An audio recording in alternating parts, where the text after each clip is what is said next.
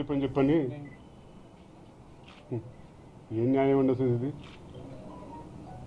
మా నాన్నగారు చనిపోయి 30 సంవత్సరాలు అవుతుంది.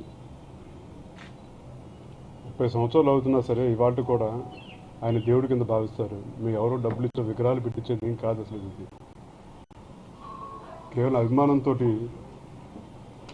ప్రతి కార్యక్రమం చేస్తూ ఉన్నారు.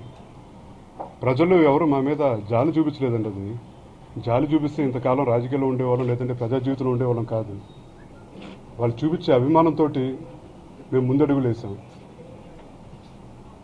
అభిమానంతోనే ముందుకు కూడా వెళ్ళాలని చెప్పని కూడా మా అందరి కోరిక అది. కానీ ఇవన్నీ జగన్ రెడ్డి గారికి నచ్చపోతే అది నా సమస్య, ఆయన సమస్య ఇక దేవుడికే తెలియలేదు.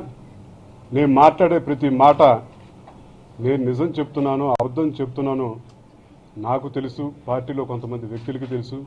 వాళ్ళు బయటకు వచ్చి మాట్లాడలేదు. వాళ్ళ పెద్దరకాన్ని నేను ఇప్పటికైనా సరే జగన్ రెడ్డి గారు ఆయన పద్ధతులు మార్చుకు రంగా గారు అభిమానులు కూడా భావిస్తా ఉన్నాను. అలాగే ఈ గత కొన్ని రోజుల్లో సోషల్ మీడియాలో చాలా చక్కగా వైఎస్ఆర్ కాంగ్రెస్ పార్టీ వాళ్ళు రకరకాల దాడులు చేయించి, రకరకాల గ్రూపులు క్రియేట్ చేయించి, కొంతమంది బెదిరింపులు, నేను చంపేస్తాం, నీ అంతు తేలుస్తాం,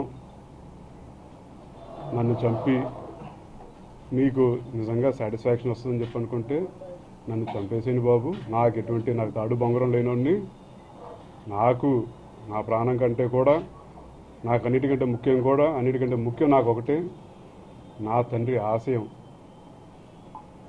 నా తండ్రి పోరాడింది ఒక పార్టీలో ఉండి పోరాడినా సరే పేద ప్రజలందరూ బాగుండాలని చెప్పని, పేద ప్రజలు పట్టాల కోసం అని చెప్పని, ఇళ్ల కోసం అని చెప్పని ఆ రోజు పోరాడారు. ఆయన ప్రాణం అర్పించారు. ఇది నెరవేరకుండా మీరు నన్ను చంపేస్తానంటే పర్వాలేదు బాబు, మీరు సాటిస్ఫై అవుతారని చెప్పంటే పర్వాలేదు, మీరు అదే చేయండి సార్, నాకు ఎటువంటి ఇది లేదు.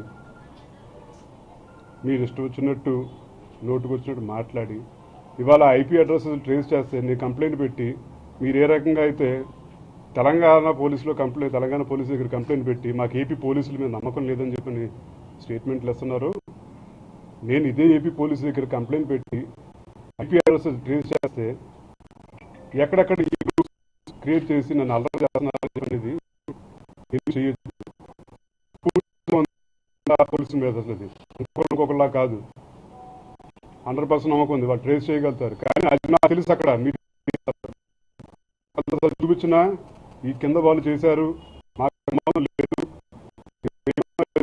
అని చెప్పని మీరు బలి చేస్తారు. మీరు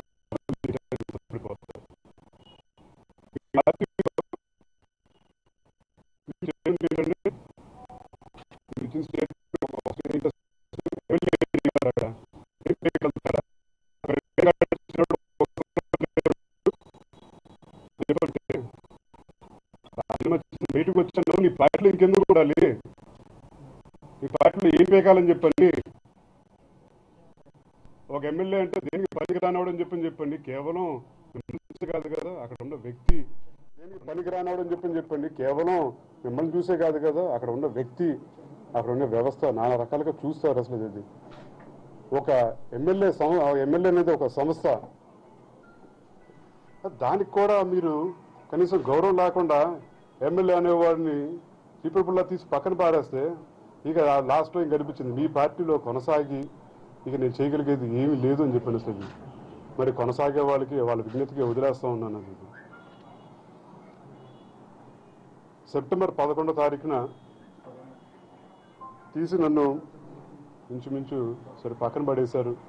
కొంత బాధతో ఉన్నా అలాగే దిగమింగుంటూ కూర్చున్నాను. అసలు తర్వాత నుంచి రకరకాల స్టేట్మెంట్లు, ఒకళ్ళు వస్తారు ఒక స్టేట్మెంటు, ఇంకొకళ్ళు వస్తారు ఇంకొకరు స్టేట్మెంటు.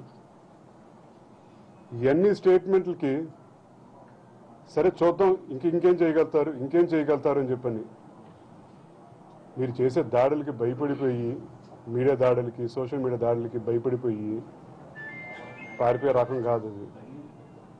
ఎన్ని అబద్ధాలు ఒక సీటు కోసం అని చెప్పనా ఇది ఈ గొడవ అంతా. నేను ఏమడిగాను మిమ్మల్ని, మీరు ఏం చేయమంటే అదేగా చేసింది. మీరు చూపించింది నా మీద జాలి. నేను అభిమానంతో ఉన్నాను మీ పార్టీలో, మీతో కలిసికట్టుగా ఉందామని చెప్పని, కలిసికట్టు ప్రయాణం చేద్దామని చెప్పని. కానీ మీరు ఎవడైనా నా కిందోడే, నేనే సర్వం, నేను చెప్పిందే వేదం.